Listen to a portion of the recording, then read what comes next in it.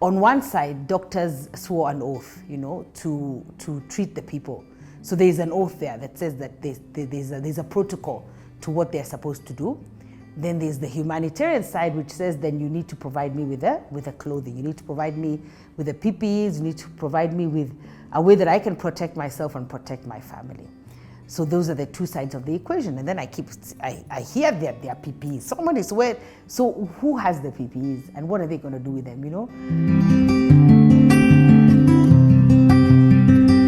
Hey everybody, my name is Angie Murenga. You're watching Just Angie. It's Mwene Inchi Monday. It's the 28th of December. And I just want to, this is where we talk about governance. So I want to talk about something that I saw recently.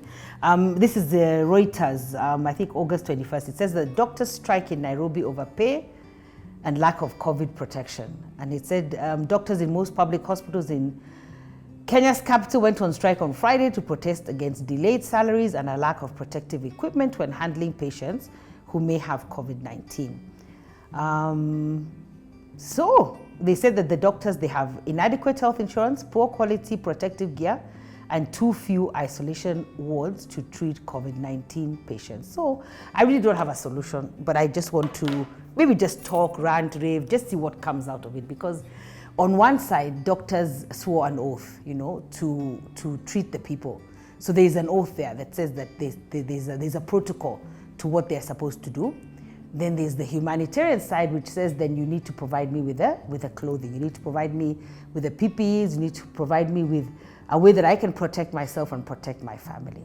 So those are the two sides of the equation. And then I hear that there are PPEs. Someone is wearing, so who has the PPEs and what are they going to do with them, What are they going to do with them? Why can't, so the procurement process was not followed properly, and there's an inquiry, and therefore that we've had so many inquiries that go nowhere that I'm not overly excited or expecting much even from this inquiry. So let's see.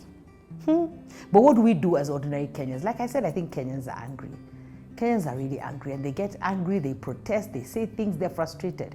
And maybe the first step is not to be frustrated yourself. You need to almost like just take a few steps back and stop being angry, or ask yourself why you're angry. Because we're angry at life. Life is throwing away at us so many things that then when we find something to jump on, we jump on. So there's two sides of that story. There's definitely, I don't think anybody has adequate health insurance to cover COVID. I think the insurance providers have said they're not paying for it, so nobody has adequate insurance. Number two, everybody, I think all over the world has a problem. Some people are better than others, but everybody has a problem with space. There are not enough beds. I was seeing them turning ships, Navy ships, football fields into hospitals to be able to attend to these patients. So nobody has space either. So that's not unique, But I guess the thing is the risk of contracting the virus and treating patients without the proper medical equipment. So that's definitely a given. But then I wanted to bring something which also might be a bit controversial, but I've looked I've looked at the profession over years, maybe the whole medical profession, and sometimes I find that many parents force their children to do medicine or to do things related with medicine because of the money that's involved in it. So I find that there are people who don't have a passion. They don't have a passion for the work that they do. I'm not merely talking about COVID, because I understand you need the protective gear in order to go and engage a patient. But then there's also taking on professions and careers that you don't have passion for. You need to have a passion. You need to ask yourself why. Why am I a doctor? Why do I want to become a doctor? Why do I want to go into nursing? Because those are high-risk jobs.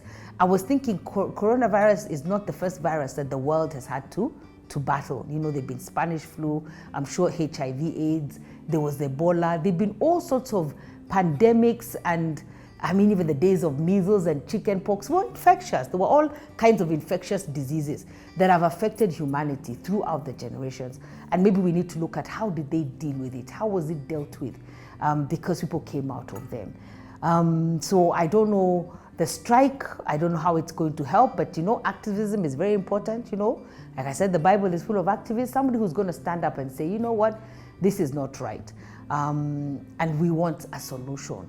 And therefore, if those PPEs are there, they should be released to the people so that we can move on. I think corona is a scary disease, but I also want to say that the world has been here before. I'm thinking of the Great Depression when there was bubonic plague as well. The world has been here before and it resets itself. We have compassion for the doctors and the nurses and we pray for them because when we're sick, we don't know what to do. We need you. We need you guys to tell us, what do we do? How do we do this? That's what we do. We need the doctors and we need the medical profession and the medical fraternity. But now the human side says, hey, so am I going to release my son or my daughter as a doctor to go and attend to somebody who, to attend to somebody who has the virus without protective gear? So it's a real catch-22 situation, and that I think what we can do is pray, have conversations that are edifying, not conversations that are trying to destroy people. That's not it, It's one of these things that there's no right or wrong answer to. There's pros and cons on every side. There's pros, there's cons, there's arguments, there's logic, there's emotion that's involved because COVID is killing people. So you pass on. Are we ready to take that risk? I don't know who would be able to take that level of risk. But it reminds me sometimes of people who did, like Mother Teresa, Florence Nightingale, people who stood, and I'm sure there are many others, who stood with people even when they were not well, and were there with them, encouraging them and urging them on, I think that's important. And so I think there's the human part of us that we still have to get in touch almost with our human side on this governance matter. Like I said, I don't have a solution because there are many sides to this whole story. Sometimes we don't know the whole story, and therefore we cannot make a conclusion on one side of the story.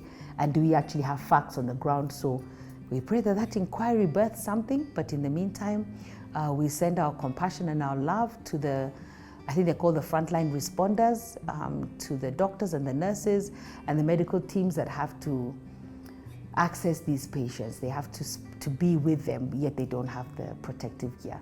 And of course, we make an appeal to the government and anybody who can to release those things. Release those PPEs so that people may have them and lives may be saved and we may be able to continue into the next year. God bless you and have a really, really beautiful end of 2020. I will see you in 2021. Bye-bye.